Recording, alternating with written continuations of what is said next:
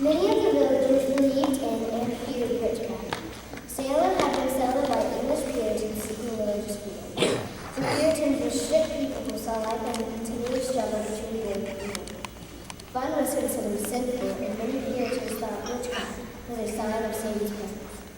Under English law, the practice of witchcraft was punishable by death. When Betty and the other girls suddenly began acting oddly, the villagers grew concerned. Were the children ill, or was something more sinister at work? What took place next in Salem was hysteria that destroyed many lives. In January 1692, Dr. William Griggs entered the home of Reverend Samuel Paris. Thank you for coming, Doctor. We're very worried about Betty's cousin Abigail. She's acting up. She hadn't touched a bite of food in 3 days, and she stares up at the ceiling without saying a word. I don't know what to do. I understand your concern. How old is Abigail? 11.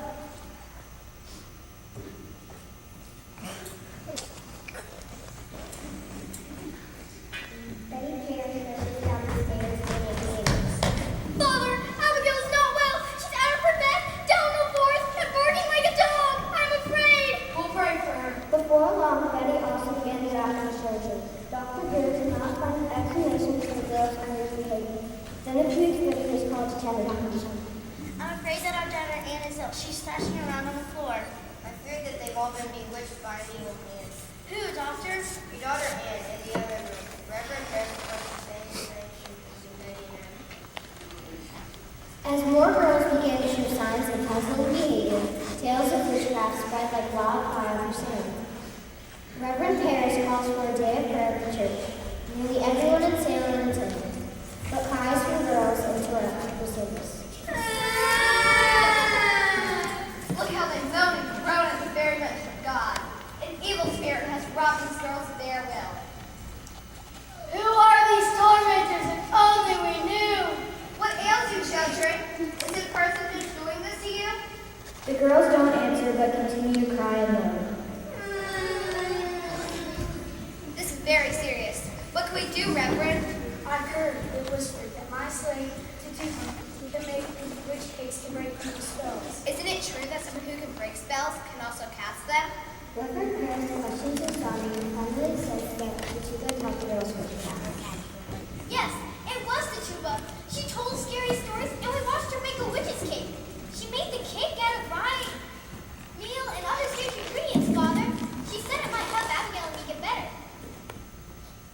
Enraged that Tituba would use a superstitious folk remedy rather than pray to retrieve his daughter, Reverend Paris confronts his slave in the kitchen. It was only a game. A game I learned when I was a child. A game of witchcraft? No, a game to make the children laugh. I was just trying to keep the girls busy. Ask Betty. Ask Abigail. Ask Ann Putnam. Enough, you evil woman! Judges come to Salem from Boston to conduct a hearing on the witchcraft accusations. At first, Tituba denies everything, but finally she admits to his wrong, hoping to save their life. Her story leaves residents in shock.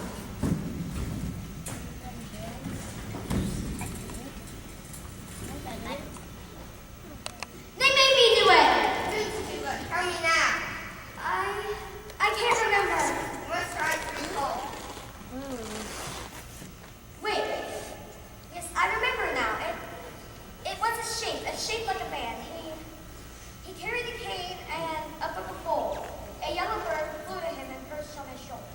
The bird began to talk. What was written in his son's book?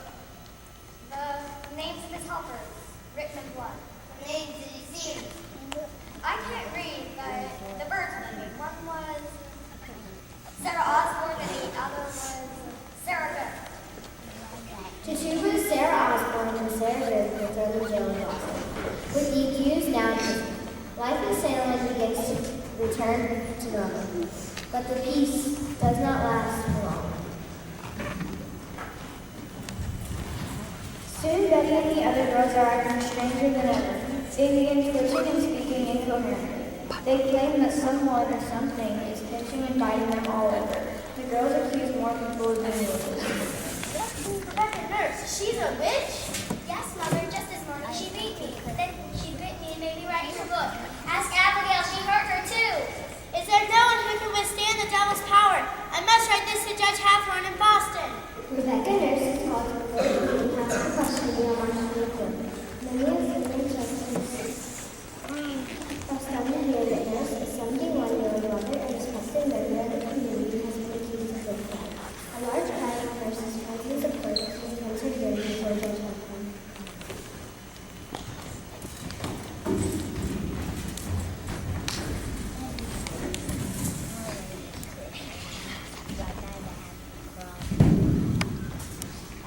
Rebecca Nurse, and President proclaims your verdict.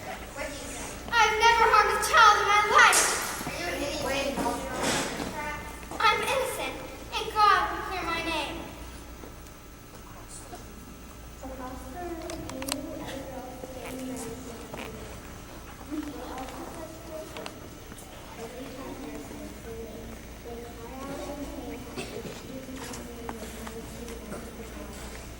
The Lord knows I have not hurt them.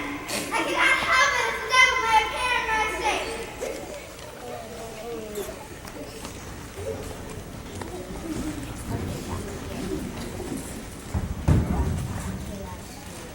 Rebecca Nurse's case went to trial. The jury initially found her innocent, but a judge asked her to reconsider its decision. Nurse was declared guilty of blacklisting witchcraft, and she was hanged on July 19, 1692. But a rumor which had spread to other towns in Massachusetts.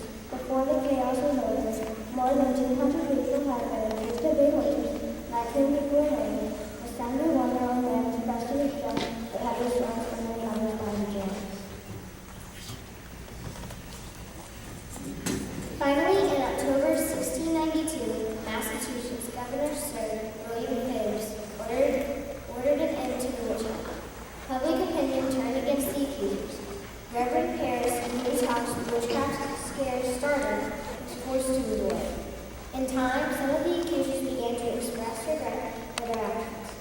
Nearly 14 years later, Anne Putnam, by Bennett Adler, made a public confession. The people I accused were innocent. What I did was done not out of malice, but because I was tricked by Satan. I beg God for forgiveness for all the sorrow and suffering I caused by my actions. As far as